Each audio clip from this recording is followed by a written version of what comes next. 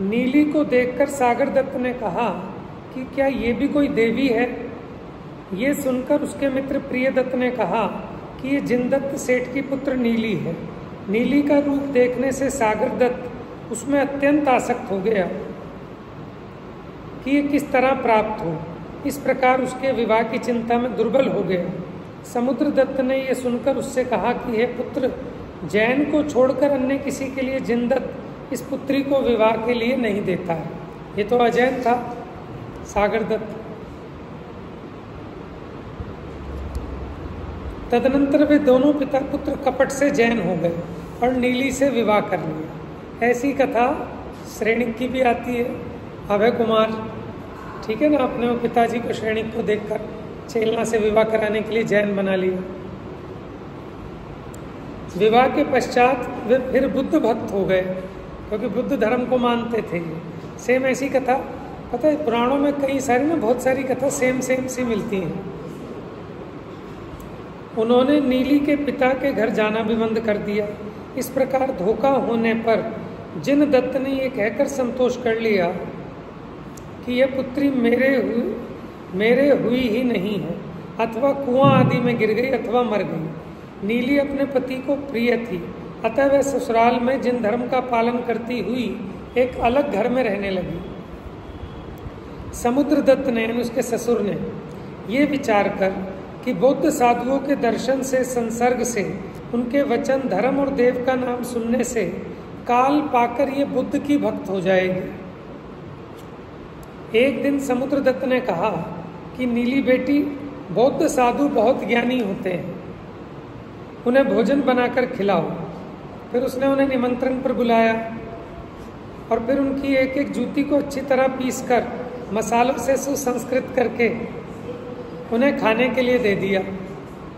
वही है ना सेम।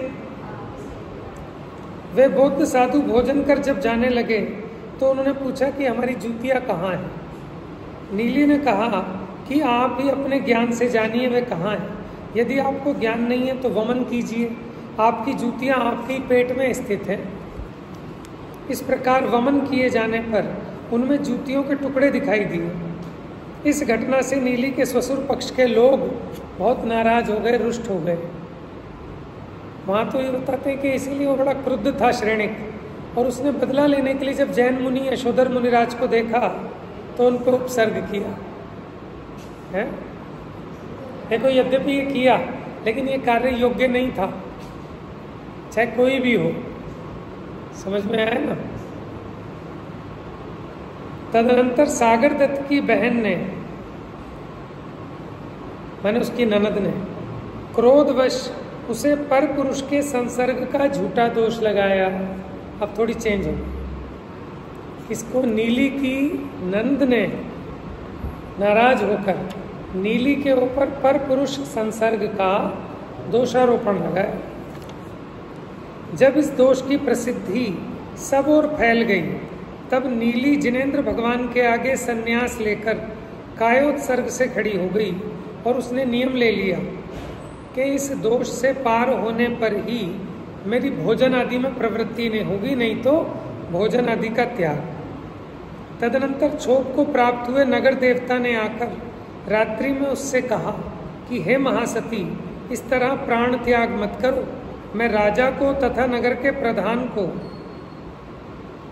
उनको स्वप्न देती हूँ कि नगर के सब प्रधान द्वार कीलित हो गए, माने जितने भी मेन गेट हैं नगर के वो सब कीलित हो गए। उन्हें सपना दिखाऊंगी। वे महापतिव्रता स्त्री के बाएं चरण के स्पर्श से खुलेंगे। ऐसी एक सती की ओर भी है।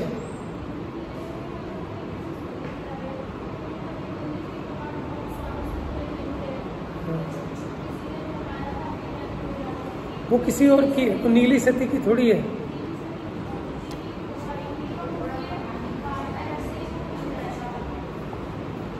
ये तो प्रथमान युग की कथाओं में कहीं कहीं आपको थोड़ा थोड़ा फर्क मिलेगा, लेकिन प्रयोजन का पोषण सेम है।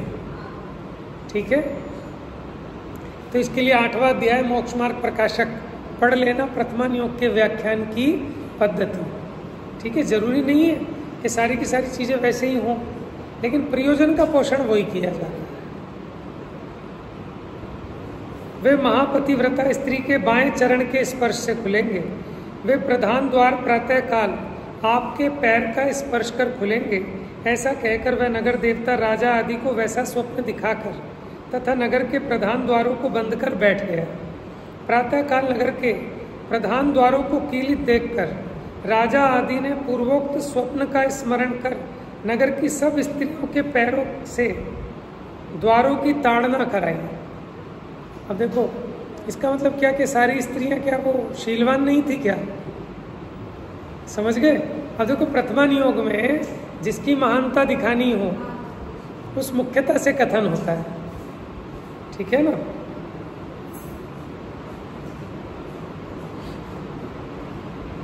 परंतु किसी भी स्त्री के द्वारा एक भी प्रधान द्वार नहीं खुला। सब स्त्रियों के बाद नीली को भी वहां ले जाया गया। उसके चरणों के स्पर्श से सभी प्रधान द्वार खुल गए। इस प्रकार नीली निर्दोष घोषित हुई और राजा आदि के द्वारा सम्मान को प्राप्त हुई। तो अब इसमें क्या है कि होंगी तो बहुत सारी, ये फेमस क्यों हो गई कि इनका एक इंसिडेंट हो गया। जैसे 24 तीर्थंकरों में सबसे फेमस है पार्श्वनाथ है। क्यों? क्योंकि उनके जीवन में ऐसे उपसर्ग आदि हो गए, है ना। और थोड़ा वो चंद्र प्रभु फेमस है। चंद्र प्रभु भी किस लिए? वो फटी पिंडी वाली बनारस की घटना समंतभद्र स्वामी वाली, है ना। तो जिनके जीवन में इस प्रकार की कुछ घटनाएं घट जाती हैं वो फेमस हो जाती हैं। जैसे शीलवान सुदर्शन, तो अकेले वही थोड़े ही होंगे, और बतेरे होंगे, लेकिन वो फेमस हो गए। उनके ऐसे पुण्य का उदय था, लेकिन पाप का भी उदय था, उन पे ऐसा उपसर्ग भी आया। हाँ ठीक है ना। तो इसलिए इसमें बाल की खाल नहीं निकालना प्रथमा नियोग की कथाओं में। वहाँ जो शिक्षा देना चाहते हैं, क्योंकि कई बार क्या होता है कि लोग बाग उस कहानी को पकड़ के, तो इसका मतलब क्या उस नगर में जितनी स्त्रियां थी वो सारी शीलवान नहीं थी क्या? कि उनके पैर के अंगूठे से तो द्वार नहीं खुला और नीली सती के उससे खुल गया। तो भैया ऐसा नहीं है, वहाँ उसकी महिमा बतानी है। अच्छा, जैसे सीता सती की परीक्षा ली अग्नि की, ठीक है। अब उसका तो देवों ने कुंड बना दिया, लेकिन ऐसा भी तो हो सकता है कोई शीलवान हो फिर भी उसका ऐसा पुण्य का उदय ना हो, कोई देवता ना आए कि अग्नि कुंड को जल कुंड में परिवर्तित करने, तो सारा जगत तो ये मान लेगा कि ये शीलवान नहीं थी। बात समझ में आ गई? क्योंकि भैया अग्नि का स्वभाव तो जलाने का है, वो नहीं जलाए तो आश्चर्य है, जला दे तो इसमें क्या आश्चर्य है। तो डॉक्टर साहब कहते थे ऐसी बेवकूफ़ी मत करना। समझ में आया कि तुम भी ये कहो मैं शीलवान हूँ, चलो मैं अग्नि कुंड में प्रवेश करता हूँ, तो ये जल जाओगे, तुम्हारा वैसा पुण्य नहीं है। वहाँ तो उसके शीलपने की महानता को बताना है, और उसके साथ ऐसा इंसिडेंट हो गया। अब बताओ 500 मुनिराज घानी में पहले गए, क्या वो सच्चे नहीं थे? क्या वो शीलवान नहीं थे? कहाँ चले गए सारे देवता? बात समझ में आ रही है?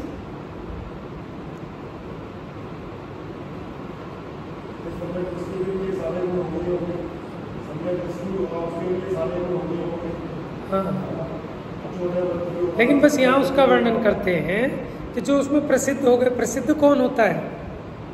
कि जिसके लिए देवताओं ने आके कुछ आश्चर्य दिखा दिया तो वो प्रसिद्ध हो गया। समझ में आया? देखो ज्ञानी तो अभी भी बहुत होंगे, बहुत से तो ऐसे होंगे छुपे हुए जिन्हें कोई जानता ही नहीं, वो मुँह से प्रवचन भी नहीं करते होंगे, लेकिन बहुत ज्ञानी है। लेकिन फेमस कौन हो जाते हैं? जो प्रवचन करने वालों में भी सब फेमस नहीं होते, वो उस प्रकार के अलग उदय की व्यवस्था है। जैसे तीर्थंकर है ना, तो तीर्थंकर के समकालीन अनेकों जीव मोक्ष चले जाते हैं तीर्थंकर से पहले ही, लेकिन उनके उस प्रकार के महापुण्य का उदय नहीं है कि उनका कोई नाम लेवा भी नहीं मिलता, कोई जानता भी नहीं, हो सकता है इतिहास में भी नाम ना आए। और तीर्थंकर के ऐसे महान पुण्य प्रकृति का उदय है कि सो इंद्र आते हैं उनकी सेवा करने। लेकिन अतीन्द्रिय सुख में क्या फर्क है? तीर्थंकर बन के मुक्ति गए अथवा सामान्य केवली होके मोक्ष चले गए। सम्यक दृष्टि को तो अपने परिणामों का सुख है, भले ही उसको 100 लोग जानते हों और एक भी ना जानता हो, और मिथ्या दृष्टि की हजारों लोग प्रशंसा कर रहे हों, लेकिन मिथ्यात्व के दुख को तो बराबर भोग रहा है। समझ में आया? तो इसलिए प्रथमान योग पढ़ने में भी सावधानी चाहिए, उसकी भी शैली समझनी चाहिए। ये तो प्रथमान योग पढ़ के भी जीव स्वच्छंदी हो जाए। ये देखो कृष्ण जी भी रुक्मिणी को लेके भागे थे, नहीं भागे थे, तो हम भी अगर भाग के शादी कर लें तो क्या बुराई? समझ में आया? निकालने वाले तो वहां से भी निकाल लेंगे।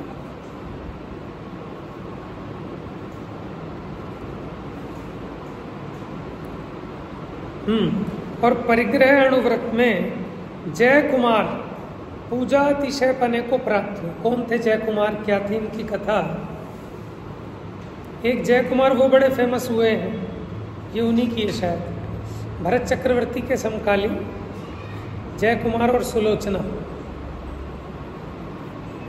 कुरु जांगल देश के हस्तिनापुर नगर में कुरुवंशी राजा सोमप्रभ रहते थे, वही कथा है। उनके जय कुमार नाम का पुत्र था। वह जय कुमार परिग्रह परिमाण व्रत का धारी था तथा अपनी स्त्री सुलोचना में ही प्रवृत्ति रखता था। एक दिन पूर्व विद्याधर के भवों की कथा के बाद जिन्हें अपने पूर्व भवों का ज्ञान हो गया था, ऐसे जय कुमार और सुलोचना हिरण्यधर्मा और प्रभावती नामक विद्याधर युगल का रूप रखकर मेरु आदि पर वंदना भक्ति करके कैलाश पर्वत पर भरत चक्रवर्ती के द्वारा प्रतिष्ठापित 24 जिनालयों की वंदना करने के लिए आए। मैंने पूर्व में विद्याधर आदि रहे होंगे। विद्याधरों का वृत्तांत कथा सुनकर इनको अपने पूर्व भव याद आ गए, तो फिर ये विद्याधर का रूप बनाकर, ठीक है, चैत्यालयों के दर्शन वगैरह के लिए गए। इसी अवसर पर सोधर्म इंद्र ने स्वर्ग में जय कुमार के परिग्रह परिमाण व्रत की प्रशंसा की। ये कहाँ है? कैलाश पर्वत पर है। उसकी परीक्षा करने के लिए रतिप्रभ नाम का देव आया। ठीक है, ऐसी भी आपको बहुत कथाएं मिलेंगी कि देवलोक में प्रशंसा हुई इनके व्रतों की और देवता परीक्षा करने के लिए आ गए।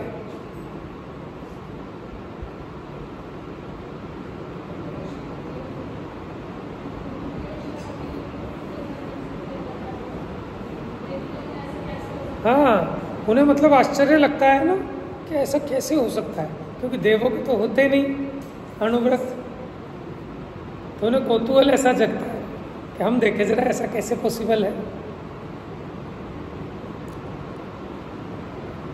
तो रतिप्रभ नाम का देव आया। उसने स्त्री का रूप रख 4 स्त्रियों के साथ जय कुमार के समीप जाकर कहा कि सुलोचना के स्वयंवर के समय जिसने तुम्हारे साथ युद्ध किया था, उस नमी विद्याधर राजा की रानी को, जो कि अत्यंत रूपवती है। एक नमी और विनमी का आपने नाम सुना होगा। जब आदिनाथ भगवान को केवल ज्ञान हो गया या ध्यान में लीन हो गए थे, तो नमी और विनमी ये दोनों आए उनसे राज्य मांगने कि आपने भरत और बाहुबली को इनको तो बांट दिया, हमें भी तो कुछ दे दो। तो फिर वो सोधर्म इंद्र ने उनको विद्याधर की जो श्रेणियाँ होती है ना, विजयार्क पर्वत की श्रेणियाँ, एक उत्तर की और एक दक्षिण की, तो एक नमी को और एक विनमी को दे दी।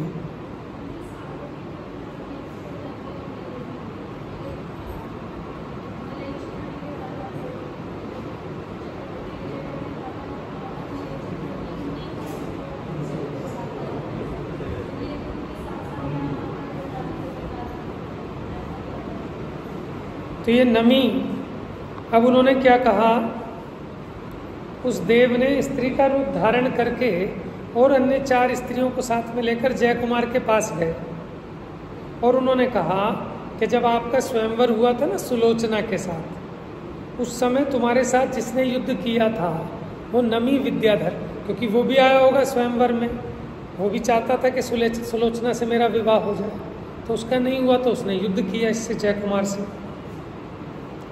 तो उसकी जो रानी है, किसकी?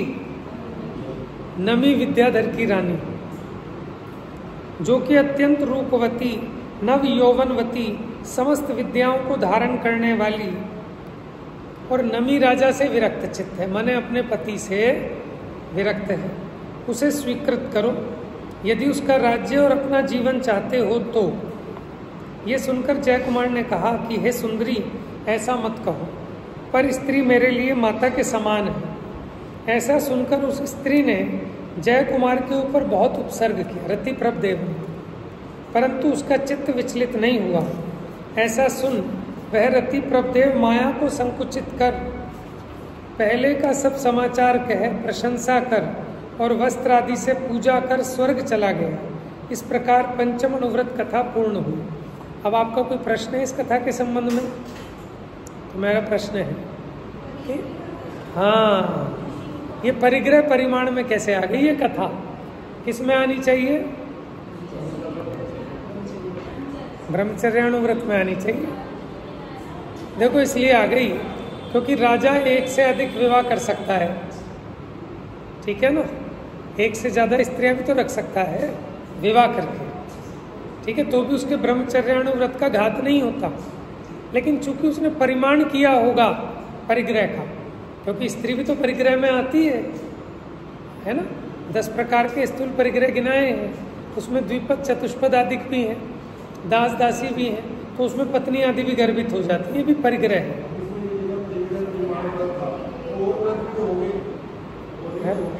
हाँ, अभी तो देखो इसकी मुख्यता से कहना था, सो यहाँ पे कहती है बात ठीक है कि जिसको परिग्रह परिमाण व्रत है उसको तो पहले भी होंगे। लेकिन एक बात और बताऊं आपको, है हाँ, ये भी बात, खाली स्त्री नहीं, राज्य देने के लिए भी कहा था, लेकिन उसने परिमाण किया होगा तो उसको राज्य भी नहीं चाहिए।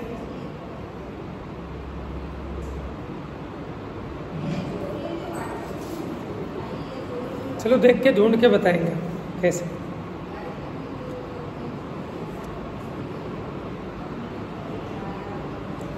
हाँ जी, तो अब ऐसा सुनकर वो अपनी माया को संकुचित कर परलोक का सब समाचार कहकर प्रशंसा कर वस्त्र आदि से पूजा कर स्वर्ग चला गया। भावा तो अहिंसानुव्रत में यमपाल चांडाल, सत्यानुव्रत में धनदेव शेठ, आचर्यानुव्रत में श्रेणिक का पुत्र वारिशेन, ब्रह्मचर्यानुव्रत में वैश्य की पुत्री नीली, परिग्रह परिमाण अनुव्रत में जय कुमार ने विशेष रूप से प्रसिद्धि पाई है। अब ये तो हमने बता दिया 5 अनुव्रतों में प्रसिद्ध। अब 5 पापों में प्रसिद्ध कौन है? देखिए अगला चल, धन श्री सत्य घोषो च तापसा रक्षकावपि उपाख्येयास्तथा संश्रु नवनीतो यथाक्रमम्। यथाक्रमम् माने क्रम से, पहले हिंसा तो धनश्री, ठीक है, धनश्री फेमस हुई किसमें? हिंसा में। दूसरा सत्य घोष, ये झूठ में। फिर तापस,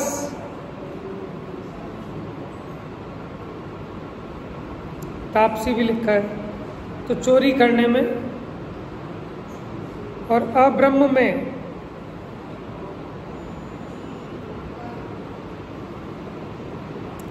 ये जो लिखा है ना रक्षको, रक्षको मैंने होता है कोटपाल, तो इसमें यमदंड नाम का कोटपाल। और फिर समश्रु नवनीत, समश्रु कहते हैं मूछों को, समश्रु माने होता है मूछे, और नवनीत माने होता है मक्खन। याद आ गई होगी आपको कहानी।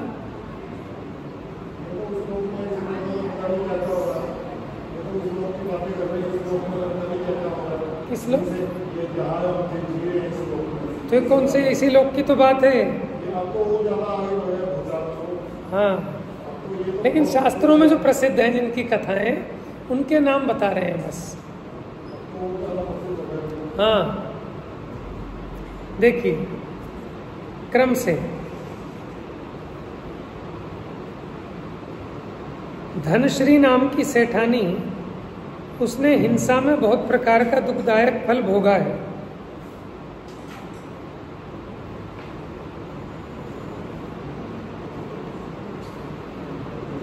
सत्य घोष पुरोहित ने असत्य बोलने में, तापस ने चोरी में, कोतवाल ने ब्रह्मचर्य का अभाव होने से दुख भोगा है।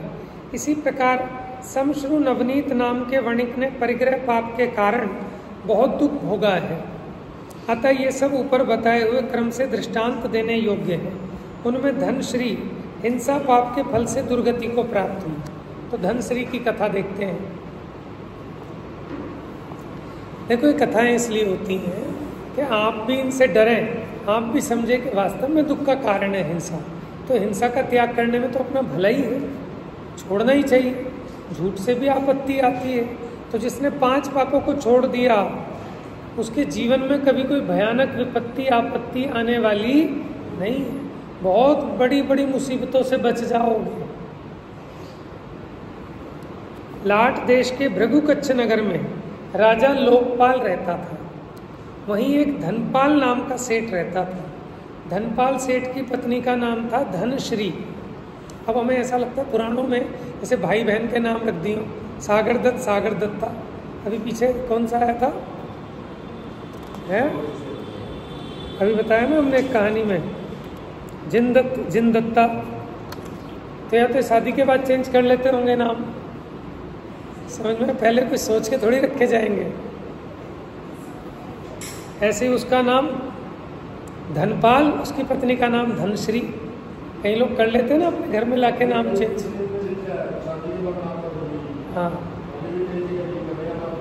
हाँ, ताकि उसका जो है ना वहां से मोह भंग हो जाए। धनश्री जीव हिंसा से किंचित भी विरक्त नहीं थी, निरंतर जीव हिंसा में तत्पर रहती थी। उसकी सुंदरी नाम की पुत्री और गुणपाल नाम का पुत्र था। सुंदरी और गुणपाल धनश्री के बच्चे थे।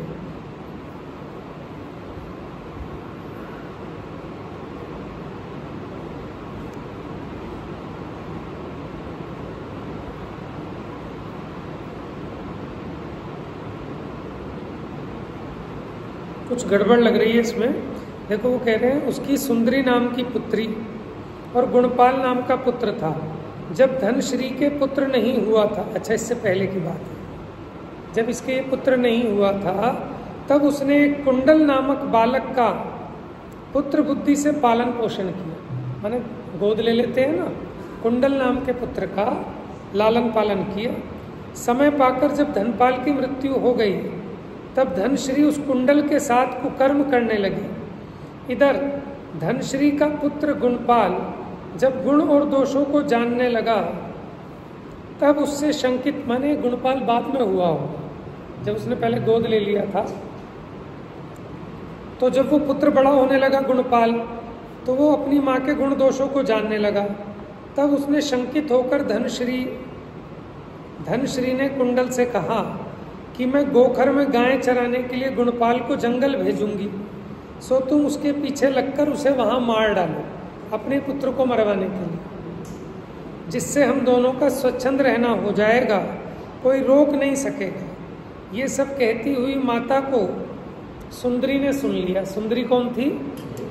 पुत्री थी। देखो, माने एक एक विषय की इच्छा के पीछे ये जीव कैसा इंदा हो जाता, अपने पुत्र को मारने तैयार।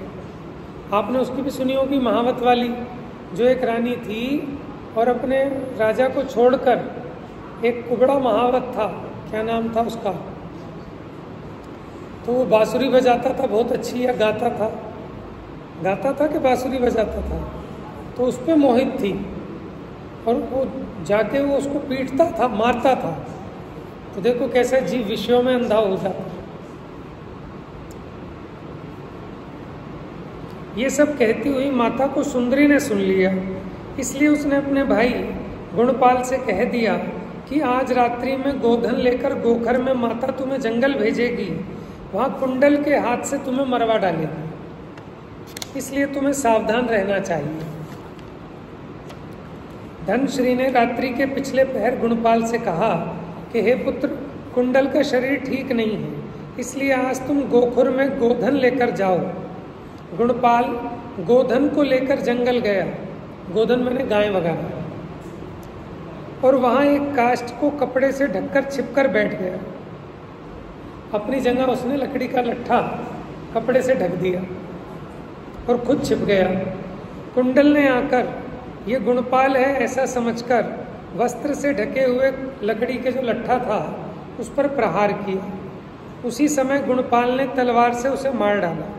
जब गुणपाल घर आया तब धनश्री ने पूछा कि रे गुणपाल, कुंडल कहाँ गया? गुणपाल ने कहा कि कुंडल की बात को ये तलवार जानती है, इस तलवार से पूछ लो। तदनंतर खून से लिप्त बाहु को देखकर धनश्री ने उसी तलवार से गुणपाल को मार दिया। माँ ने बेटे को मार दिया। भाई को मारती देख सुंदरी ने उसे मूसल से मारना शुरू कर दिया। बेटी ने अपनी माँ को मारना शुरू कर दिया मूसल से। इसी बीच में कोलाहल होने से कोतवालों ने धनश्री को पकड़कर राजा के आगे उपस्थित किया। राजा ने उसे गधे पर चढ़ाया, कान नाक आदि कटवाकर दंडित किया, जिससे मरकर दुर्गति को प्राप्त हुई। इस तरह प्रथम हिंसा अव्रत से संबद्ध कथा पूर्ण हुई। माने हिंसा के फल में कैसे दुख मिलते हैं, कैसे दंड मिलते हैं। सत्य घोष की कथा तो आपने सुनी होगी। सुनिए क्या कि वो साहूकार था, अपने पास पैसे रख लेता था सबके। कोई भी कहीं आना जाना, बड़ा विश्वास प्रमाणिक व्यक्ति था नगर में कि कभी झूठ नहीं बोलता। और अपने गले में एक छोटा सा चाकू टांग के रखता था कि झूठ बोलूं तो जवान काट लूंगा अपनी प्रामाणिकता बताने के लिए। ठीक है। तो एक बार ये एक व्यापार करने गया, अपनी मुद्राएं इसके पास रखकर चला गया। जब आ रहा था बहुत धन कमा के उसका जहाज डूब गया, बर्बाद हो गया। तो आकर इसने इससे पैसे मांगे। उसने कहा कौन से पैसे, कहाँ के पैसे? तो ये डेली राजमहल के बाहर जाकर चिल्लाता था, एक ही एक बात कहता था कि सत्य घोष चोर है, झूठा है, मेरी मुद्राएं उसने वापस नहीं लौटाई। तो रानी के कान में पड़ी। एक दिन पूछा उन्होंने, तो सिपाहियों ने कहा तो पागल है। कि नहीं, पागल का ऐसा लक्षण नहीं होता। क्यों? कि पागल तो नाना प्रयोजन को पुष्ट करने वाले कथन कहता है, लेकिन वो तो रोज एक ही बात कहता है। तो उसने कहा मैं उसका पता लगाऊंगा। तो उसने उसको सेठ को बुलवाया कि हमारे साथ जुआ खेलो। अब जुए में पहले उसकी अंगूठी को जीता। ठीक है, उसकी अंगूठी को जीता, जनेऊ को जीता, ऐसे एक एक चीज़ों को जीता।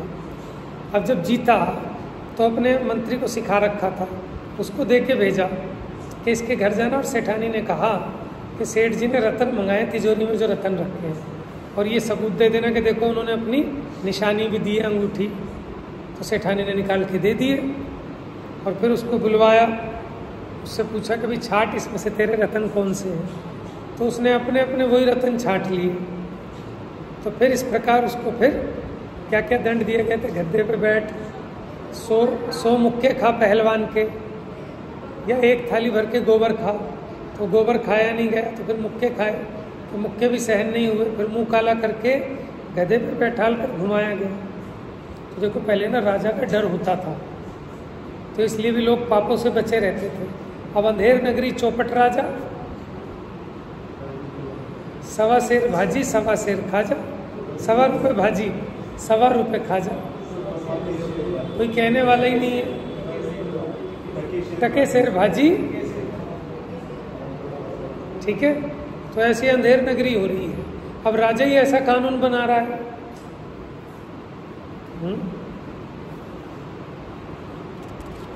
ठीक है, सत्य घोष की तो ख्याल में आपके।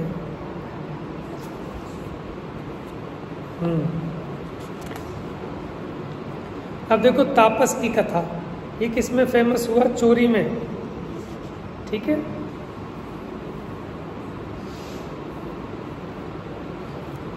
बड़ी अच्छी होती है कहानी। ये तो बहुत शॉर्ट में दी हुई है। अगर आप थोड़ा सा पुराण पढ़े ना, मैंने आपको बताई थी, अभी पंडित जी ने बताई थी ना, श्रेणिक चारित्र, आप पढ़ो, आपको बड़ा आनंद आएगा।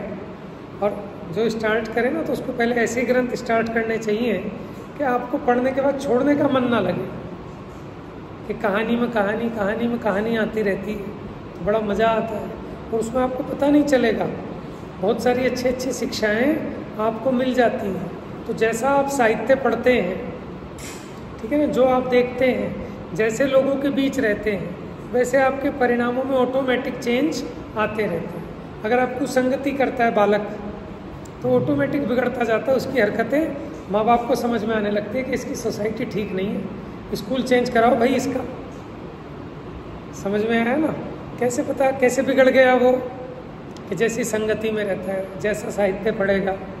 अच्छा साहित्य पढ़ो तो आपके परिणाम इतने निर्मल होते जाएंगे, अपने आप धर्म परिणति में प्रकट होने लगेगा। तो जैन धर्म में तो प्रथमान योग ऐसा भरा पड़ा है कथाओं से, और बहुत स्वादु कथाएं हैं, ठीक है ना, आपको बड़ा आनंद आए, और खेल खेल में तत्व ज्ञान भी मिल जाता है बहुत।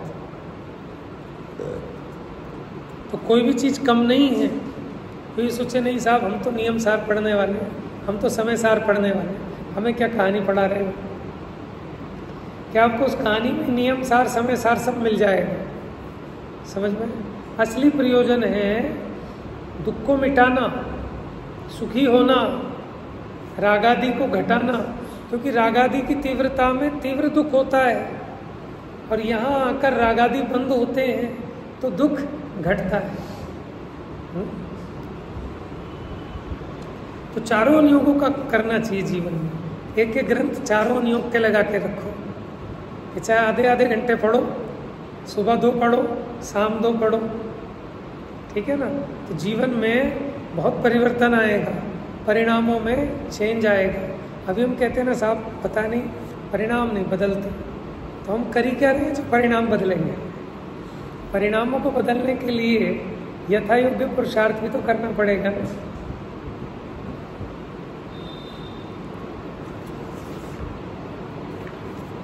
चलिए तापस की कथा। वत्स देश की कौशाम्बी नगरी में राजा सिंहरथ रहता था। देखो इनमें ना, इसमें बड़ी बुद्धि चाहिए प्रथमान योग में, नहीं तो नाम राजा को, उसकी रानी को फला के ऐसा नाम याद नहीं रहते, है ना।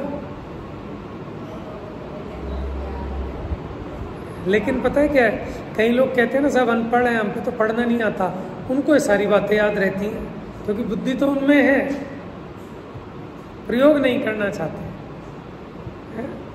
अब कई लोग ऐसे होते हैं, वैसे उन्हें कुछ पढ़ाओ, कुछ समझाओ, कुछ याद नहीं होगा, लेकिन पूरे गांव के रिश्तेदार कि ये हमारे गांव में जो है ना बंदा, ये फला गांव का है, और फला गांव में जो इसका मामा है, उसकी जो बहू है वो उस गांव की है? सारी जन्म कुंडली पता रहती है। समझ में?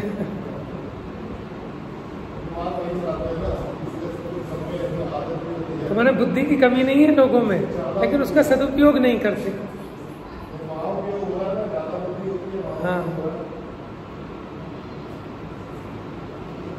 तो सिंहरथ राजा था, उसकी रानी का नाम विजया था। अगर यही चीज़ आपको टीवी पे दिखा दी जाए सीरियल बना के, तो सब याद रहती है, क्योंकि उसमें मसाला होता है? बताओ कितने लंबे लंबे सीरियल चलते हैं। आता था सास भी कभी बहू थी, ठीक है, हम कब देखते थे? छोटे छोटे थे, ज़्यादा बड़े नहीं थे, लेकिन फिर जब काफ़ी बड़े हो गए तब देखा मैंने कहा अभी तक ख़त्म नहीं हुए।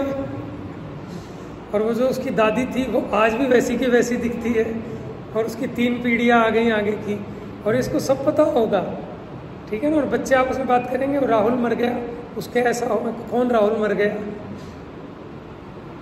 तो उनमें देखो कैसे कैसे नाम याद रहते हैं। इंटरेस्ट की बात है ना जीव के। तो ऐसे ही जो आप पुराण पढ़ोगे ना, हम मरे हुए भी जिंदा हो जाते हैं। तो पुराण भी लोगों की वो खुराक थी। देखो टीवी नहीं थे, कुछ नहीं थे, तो लोग चौपाल पे बैठ गए, तो नाटक होते थे पहले। वो कमल श्री का नाटक कौन सा था? कमल नैना का, श्रीपाल के, ठीक है ना, ये सारे नाटक होते थे, और गा के पहले पद्य अनुवाद में होते थे। 4 लोग बैठ के मुंह जवानी रटे रहते थे, और वो पढ़ते थे, बड़ा आनंद आता था। तो कुसंगति से भी बच जाते थे, लाइट वाइट होती नहीं थी। 6 बजे बाद सब निमट गए, बैठ गए घर के बाहर, और यही पढ़ रहे हैं। तो पुराने लोगों को मुंह जवानी याद रहते हैं सारे नाटक। तो ऐसे पुराण भी बिल्कुल, आप अगर इन पुराण को पढ़ोगे तो आपको ऐसा लगेगा कि हाँ मूवी चल रही है कोई, लेकिन आपको पात्रों के साथ तन्मय होना पड़ेगा। ये राजा हैं, ये इनकी रानी है, ऐसा हो गया वैसा हो गया, हाँ, तो याद रहेगा। वहाँ एक चोर कपट से तापस होकर रहता था तो चोर, लेकिन कपट से तपसी का वेश बना के रहता था। वो दूसरे की भूमि का स्पर्श ना करता हुआ लटकते हुए सीके पर बैठकर दिन में पंचाग्नि तप करता था। मैंने पेड़ से सीके बांध लिए, उसमें लटक कर नीचे आग लगा ली, 5 प्रकार की अग्नि जला लेते थे और उल्टे लटक कर या छीके पे लटक कर उसकी आँच लगती रहती थी और तप करते थे। इसे कहते हैं पंचाग्नि तप। 5 अग्नि की ढेरियाँ जलाते और उसके बीच में लटक कर, उल्टे लटके सीधे लटके, और उसकी हीट लगती है ना, तो उसको कहते हैं पंचाग्नि तप। पता नहीं कुछ होगा उनका।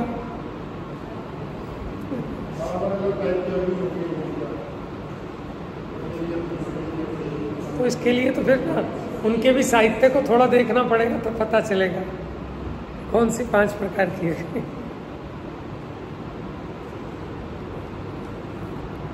तो दिन में पंचाग्नि तप करता था और रात्रि में कौशाम्बी नगरी को लूटता था। समझ गए? एक समय नगर लुट गया है।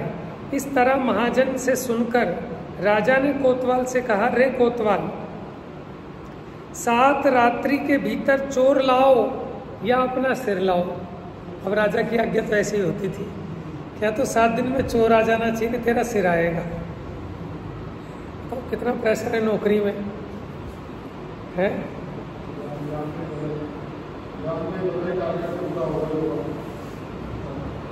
तो हम लोग भी कहते हैं कि जितना बड़ा आदमी होता है ना, माने ज़्यादा बड़ा अफसर है, तो उसके आसपास से बचना, ना उसकी आगाड़ी ना उसकी पिछाड़ी। जैसे गधा होता है ना, उसके आगे भी नहीं रहना, पीछे भी नहीं रहना।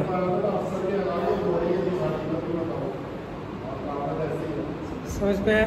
अब बताओ राजा, अब उससे कह दिया 7 दिन में या तो चोर को लेके आओ, नहीं तो गर्दन ले आओ अपनी। तदनंतर चोर को ना पाता हुआ कोतवाल चिंता में निमग्न हो गया, और उस बेचारे की तो जान पे बनाई। अपराह्न काल में बैठा था कि किसी भूखे ब्राह्मण ने आकर उससे भोजन मांगा है।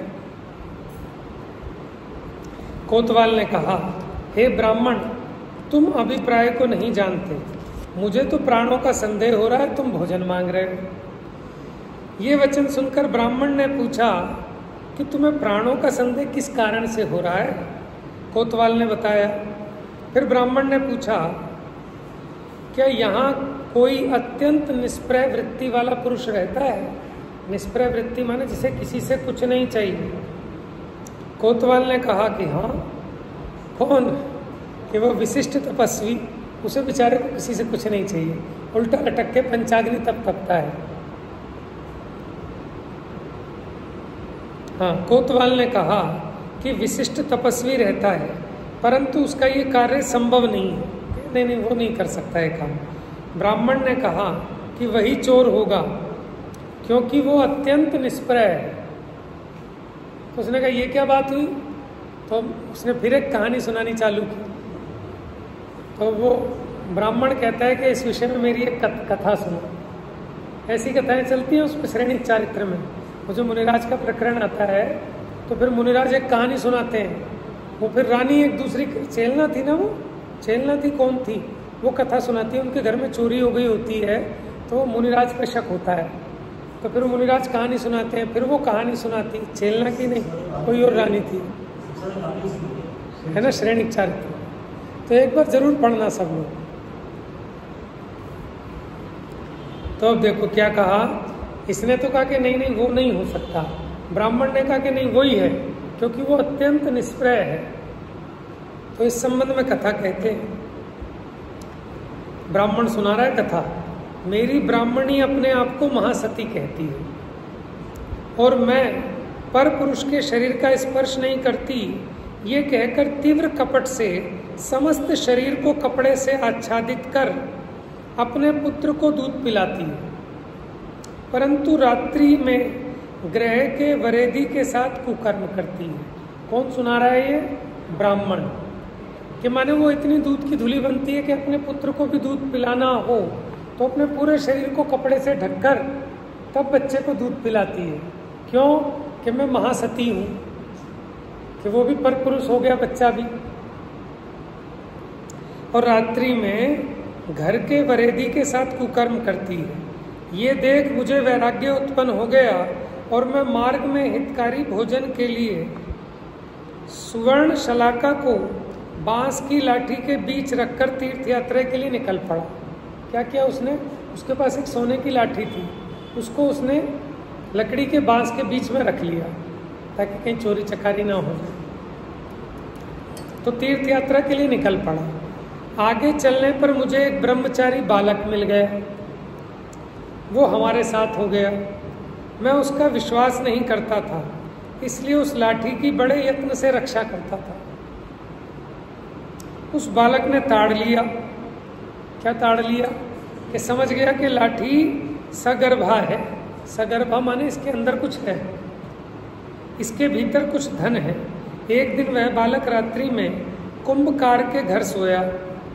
प्रातः वहां से चलकर जब दूर आ गया तब मस्तक में लगे हुए सड़े तिनके को देखकर कपटवश उसने मेरे आगे कहा कि हाय हाय, मैं दूसरे के घर का तिनका ले आया। क्या कहा? रात को कुमार के यहाँ सोए, अब उसके माथे पर तिनका चिपक गया होगा उसके घर का। अब दूर आ गए तो ये अपने गुरुजी से कहता है, ब्राह्मण से, हाय हाय, मेरे से बड़ा पाप हो गया। कि क्या पाप हो गया? कि मैं दूसरे के घर का तिनका आ गया मेरे माथे पे चिपक के। समझ रहे हैं आप? माने जो ज्यादा, क्या कहते हैं, जो जरूरत से ज्यादा दूध का सफेद पोष बनता है, अब समझ लो गड़बड़ है। उसके पीछे को भी तो कहते हैं हम,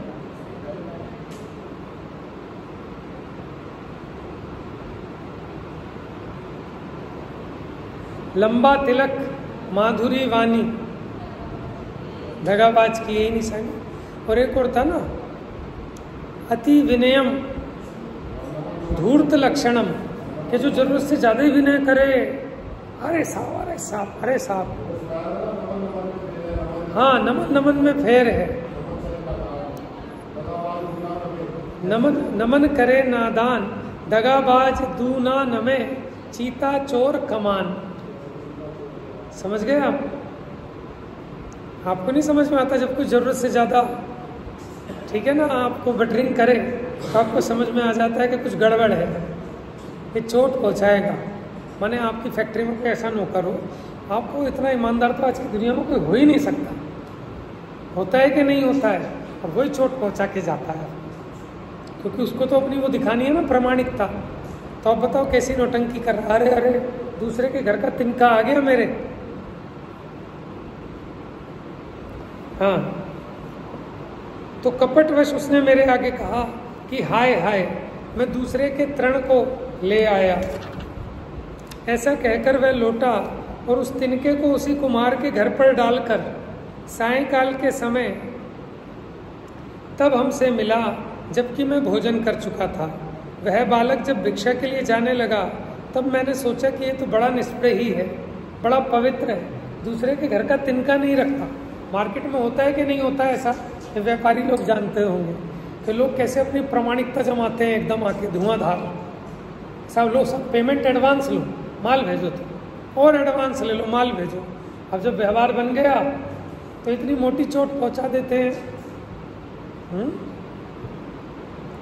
कई जगह ऐसे भी होता है कि नया नया कोई आया आपके श्राद्ध भवन में, अरे साहब मेरी तरफ से 1 लाख रुपए, लो साहब 2 लाख रुपए मेरी तरफ से, 4 लाख रुपए।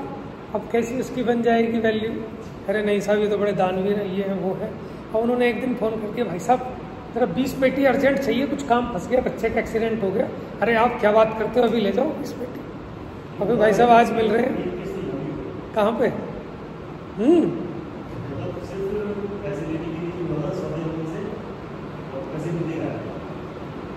नहीं, छोटे मोटे तो हमारे साथ भी होते रहते हैं। 1000-2000 मान लो किसी ने ले लिए, 5-10 हज़ार ले लिए।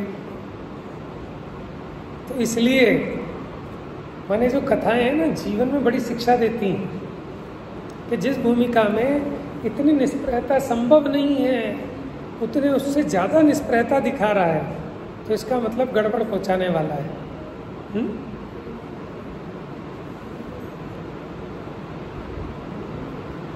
इसीलिए जो नकली सोना होता है, नकली हीरे होते हैं ना, वो असली से ज़्यादा चमकते हैं, क्योंकि अगर वो ज़्यादा नहीं चमकेंगे तो मार्केट में बिकेंगे कैसे।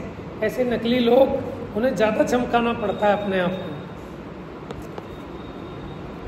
तो वो बालक जब भिक्षा के लिए जाने लगा तब मैंने सोचा कि ये तो बहुत पवित्र है, इस तरह उसका विश्वास कर कुत्ते आदि को भगाने के लिए मैंने वो लाठी उसको दे दी। उसे लेकर वह चला गया।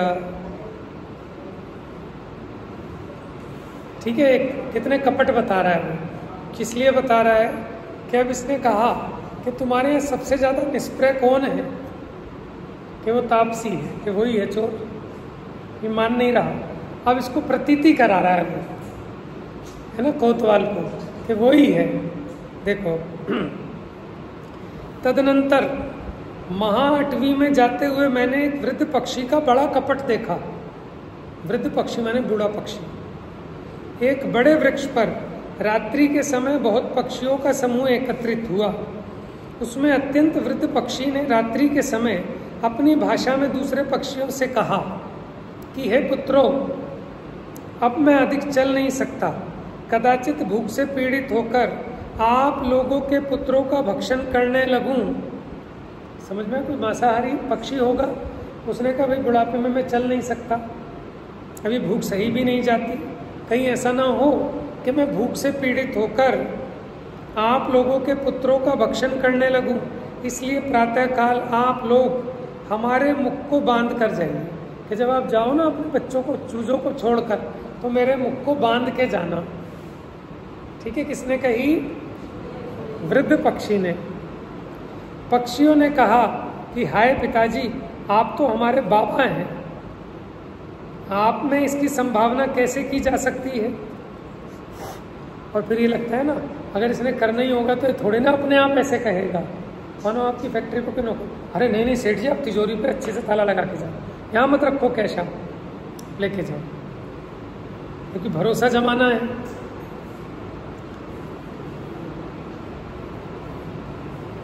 आप में इसकी संभावना कैसे की जा सकती है? वृद्ध पक्षी ने कहा कि भुभुक्षितम किम न करोति पापम, कि जो भूखा होता है वो किस पाप को नहीं कर लेता? भूखा प्राणी क्या पाप नहीं करता? इस तरह देखो बातें कितनी अच्छी अच्छी बना रहा है।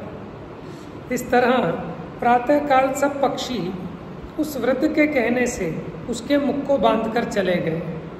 वह बंधा हुआ वृद्ध पक्षी सब पक्षियों के चले जाने पर अपने पैरों से मुख का बंधन दूर करके उन पक्षियों के बच्चों को खा गया, और जब उनका आने का समय हुआ तो फिर से पैरों के द्वारा मुख में बंधन डालकर कपट से छीणोदर होकर पड़ गया। जैसे मैं भूख प्यास के कारण जान ही नहीं है शरीर में। ठीक है, दूसरा कपट बता दिया।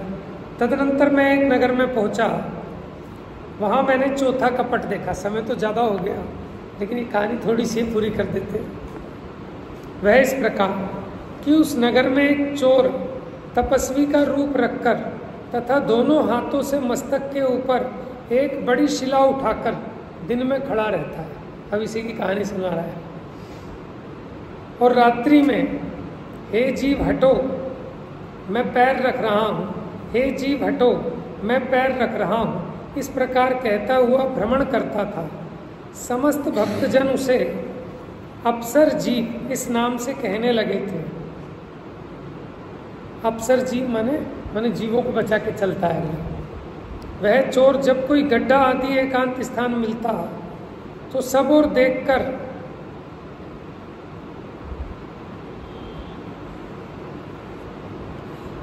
देखकर सुवर्ण से विभूषित प्रणाम करते हुए एकाकी पुरुष को उस शिला से मार डालता। तो शिला थी ना उसके पास, अब कोई जिसके पास गहने वहने हो, ऐसा कोई पुरुष उसे नमस्कार करता तो उसे उस शिला से मार डालता और उसका धन ले लेता था। इन 4 तीव्र कपटों को देखकर मैंने ये श्लोक बनाया था। श्लोक सुनो। अबाल स्पर्श का नारी, ब्राह्मणों तृण हिंसका, वने काष्ठ मुखा पक्षी, पूरे सर जीव का। चारों आगे दृष्टांत। अबाल स्पर्श मैंने अपने बालक का भी स्पर्श नहीं करना चाहती ऐसी नारी। दूसरा ब्राह्मणों तृण हिंसका, मैंने ब्राह्मण वो तिनका भी नहीं लेता। वने काष्ठ मुखा पक्षी, वन में अपने मुंह में वो लकड़ी अटका लेता है, क्या पक्षी वाली। पूरे अप्सर जीव और अप्सर जीवक, ठीक है,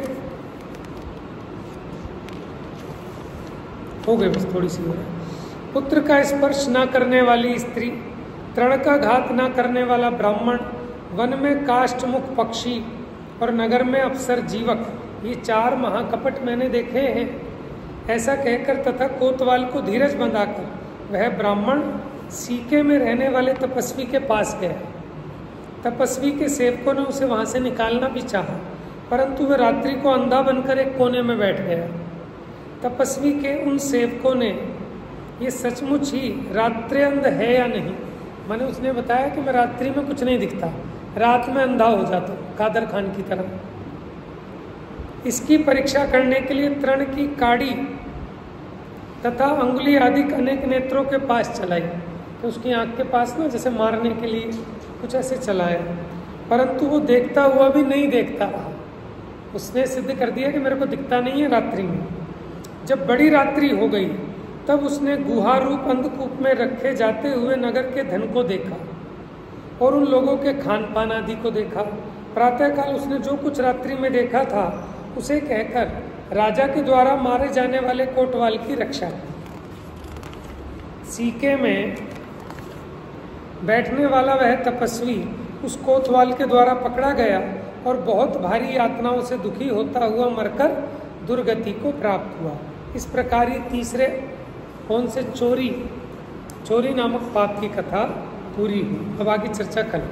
जा वाणी के ज्ञान से सूझे लोकालोक, सो वाणी